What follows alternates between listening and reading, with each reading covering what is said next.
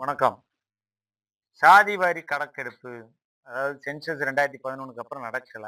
இனிமே வரக்கூடிய சென்சஸ்ல வந்து இந்தியா முழுமைக்கும் ஒரு சாதியிலயும் எத்தனை பேர் இருக்காங்க? அப்படிங்கிற ஒரு கணக்கெடுப்பை சேர்த்து எடுக்கணுங்கிறாங்க. இது வந்து மறைமுகமா எடுக்கப்பட்டது தான். எப்படின்னாக்க வந்து இப்போ சாதிகள் வந்து ஆயிரக்கணக்கான சாதிகள் இந்தியாவுல இருக்கு. இந்து மதத்துல. சரிங்களா?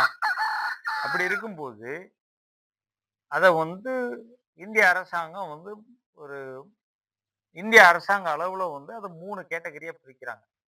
உயர் சாதியினர், பிற்படுத்தப்பட்டோர், அ பட்டியலினம் மற்றும் 4 பிரிக்கிறாங்க. அ பழங்குடியினர்ன்னு. சரிங்களா? இந்த வரிசையில ஹைரார்கில வந்து பழங்குடியினர்கள் ரொம்ப கீழ இருக்கிறவங்க. ஏன்னா, அவங்க பொருளாதார ரீதியாவும், படிப்பு ரீதியாவும், அ சோசியலியும் சரி சமூக அளவிலயும் ரொம்ப பின்தங்கி இருக்காங்க. அவங்களுக்கு ஒரு தனியா இருக்காங்க. பட்டியலினம்ங்கிறது வந்து அவங்க உண்மையிலேயே வந்து இந்த ஓபிசின்னு சொல்லப்படுறவங்களாலயும், உயர் சாதின்னு சொல்லப்படுறவங்கனாலயும் பாதிக்கப்பட்ட குரூப். சரிங்களா? அவங்க தான் பட்டியல் இனத்துல இருக்கிறாங்க. இந்திய அளவுல 1100 சாதிகள் இருக்கு அதுல.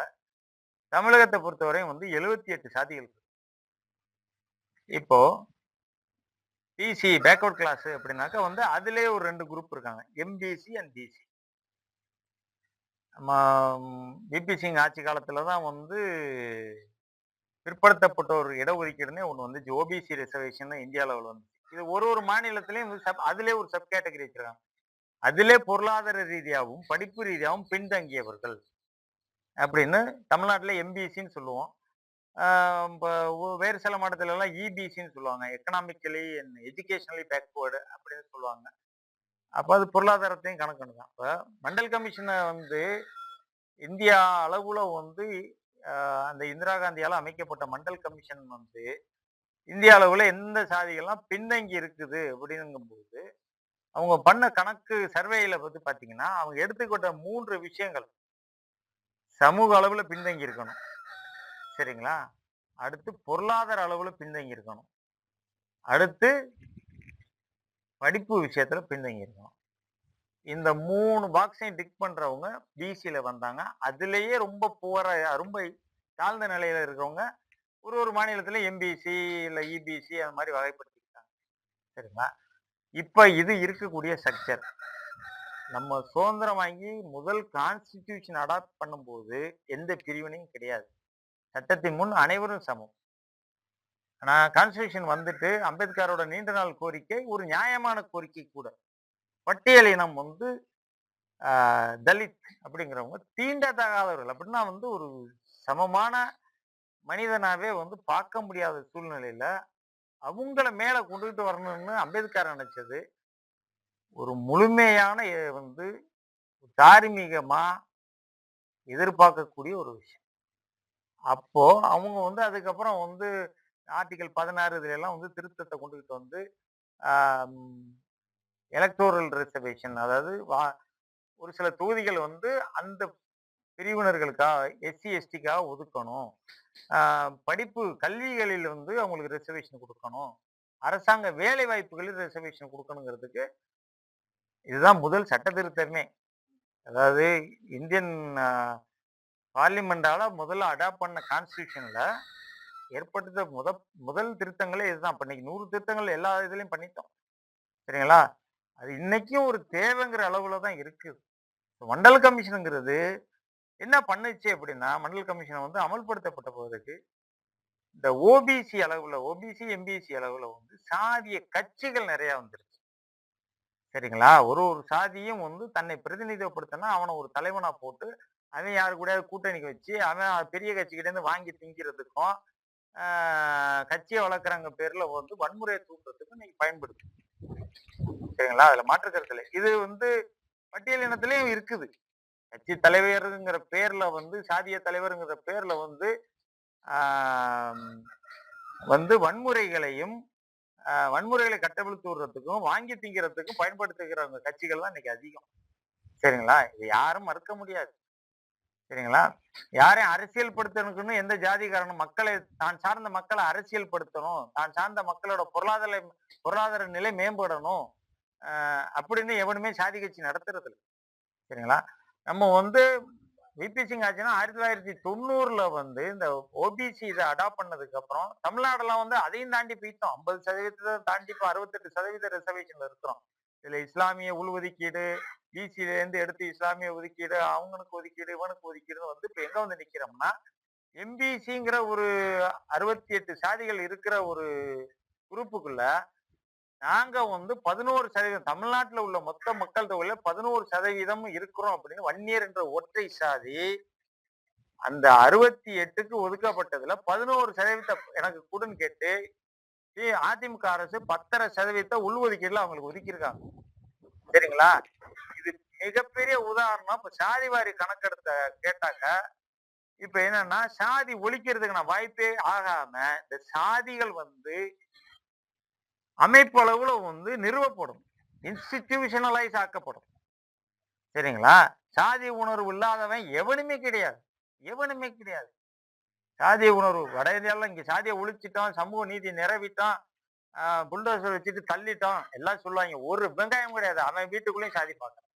சரிங்களா? சாதிய உணர்வுங்கிறது எப்படின்னாக்க வந்து இது காலங்காலமா உள்ளத வந்து, இன்னைக்கு வந்து என்னன்னாக்கா ஒரு சில பேர் வந்து ஜட்டிய உள்ள மாட்டிக்கிட்டு திரியிறான். ஒரு சில பேர் வந்து ஜட்டிய வெளியில திரியிற மாரி மாட்டிக்கிட்டு திரியிறான். அவ்வளவுதான். ஜட்டி போடாதவன் எவனும் கிடையாது. அது எந்த சப் குரூப்ல வேணாலும் இரு. நீ எஸ்சில இரு, பிசில இரு, ஓபிசில இரு, இல்ல ஃபர்ஸ்ட் கிளாஸ்ல இரு. எதுல வேணாலும் இரு. எல்லாருக்கும் அந்த உணர்வு இருக்கு. சரிங்களா? அப்போ அரசு இத வந்து நிறுவனப்படுத்துறது வந்து மிகவும் தவறான ஒரு விஷயம். இந்தியாவுல வந்து சுதந்திரத்துக்காக போராடின கட்சி, மக்கள ஒருமைப்படுத்த வேண்டிய கட்சி காங்கிரஸ். இன்னைக்கு தலைவர் ராகுல் காந்தி வந்து, இது எங்களோட பாலிசி ஆயிருச்சு. நாங்க வந்து சாதிவாரி கணக்கெடுப்பு பண்ணியே ஆவோங்கிறாங்க. இப்போ ஒரு உதாரணத்துக்கு எம்பிசில வந்து 68 சாதி இருக்கிறதுக்கு ஒரு குறிப்பிட்ட ரிசர்வேஷன் இருக்கும்போது, என்ன மட்டும் தனியா அத்துவிடுன்னு வன்னியர்கள் கேட்கும்போது, நாளைக்கு வந்து எஸ்சிக்குள்ளேயே வந்து தமிழ்நாட்டுல வந்து பெருவாரியா இருக்கிற பறையர் சமூகம் 78 பேர் இருக்காங்க எஸ்சில தமிழ்நாட்டுல. சரிங்களா? இந்திய அளவுல 1100 பேர் இருக்கான். இதுக்குள்ளேயே வந்து ஒருத்தன் கூட இருப்பான், குறைச்சிருப்பான். நீ என்ன தனியா அத்துவிடு? அப்ப பறையர்கள் கேட்பாங்க. அப்புறம் தேவேந்திர குல வேளாளர் கேட்பாங்க. என்ன நீ தனியா அத்துவிடு? ஏன்னா எல்லாத்துக்கும் கட்சிக்கு தலைவர்ன்னு ஒருத்தன் வந்துட்டான். தமிழ்நாட்டுல வந்து பாத்தீங்கன்னா, எந்த சாதிக்கு வந்து ஒரு அரசியல் அமைப்பு இல்ல. பேரவை முன்னேற்ற கழகம் அது ஜாதி பேர போட்டு எல்லாத்துக்குமே இருக்கிறான். சரிங்களா?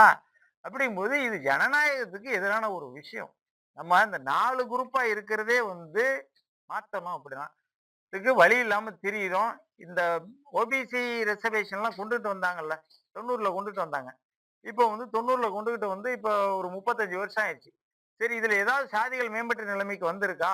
அப்ப இத ரிவ்யூ பண்றோமா? பண்ணணுமா? அப்படின்னு கேட்கறதுக்கு ஒரு நாதிக்கு இருக்கு. சரிங்களா? அப்ப இது என்னன்னா மக்கள ஃபர்தரா வந்து டிவைட் பண்ணி, இந்த பிரித்தாளும் சூழ்ச்சிக்கு தான் முடியும். ஏன்னா இப்ப அரசியல் எப்படி இருக்குன்னா கூட்டணி. சரிங்களா? அதுல கொள்கை சார்ந்த கூட்டணி, விளக்கமாறு சார்ந்த கூட்டணி எல்லாம் வேற பேசுறாய்ங்க. அது எப்படி கொள்கை சார்ந்த கூட்டணியா இருக்க முடியும்? உனக்கு எதுக்கு ஒரு கட்சி இருக்கு? எல்லாத்தையும் இணைச்சிட்டு போயிற வேண்டியதுதானே! அப்ப கூட்டு சேர்ந்து கொள்ளையடிக்கணும். அதுதான் கொள்கை சார்ந்த கூட்டணியின் முதல் நோக்கம். இப்படி இருக்கும்போது, இன்னைக்கு சாதி வாரியா கணக்கெடுத்தா, இப்ப சீமான் போன்றவர்லாம் வந்து, நீ ரைமிங்கா பேசுவாப்ல. அள்ளி குடுக்காத, அளந்து குடு. சூப்பரான வார்த்தை. ஆனா என்ன ஆகும்னா வந்து, இன்னைக்கு இந்த சாதி இத்தனை பேர் இருக்கான். அவனுக்கு அவ்வளவு ஒதுக்கு. இந்த சாதி இத்தனை பேருக்கு இருக்கான். இவ்வளவுக்கு ஒதுக்கு அப்படிங்கும்போது, நீங்க தமிழ்நாட்ட பொறுத்தவரை வந்து இப்ப 68% இருக்கிறது வந்து, இந்த ஃபர்ஸ்ட் கிளாஸ் உயர் சாதியினர் எத்தனை பேர் இருக்கானோ, அவன தவிர மீதி பேருக்கு அத்தனை பேருக்கும் வந்து பெர்சன்டேஜ். எவன் ஒருத்தன் 1% வச்சிருக்கானோ, அவனுக்கு 1% ரிசர்வேஷன் கேட்பான். சரிங்களா? இப்ப வன்னியர்கள் 10.5% கேட்கறாங்கல்ல. அது மாரி தமிழ்நாட்டுல நிறைய சாதிகள் 1%, 1/2%, 1/4% வச்சிருக்காங்க. எனக்கு 1/4% எனக்கு தனியா வெட்டி விடுன்னு கேட்பான்.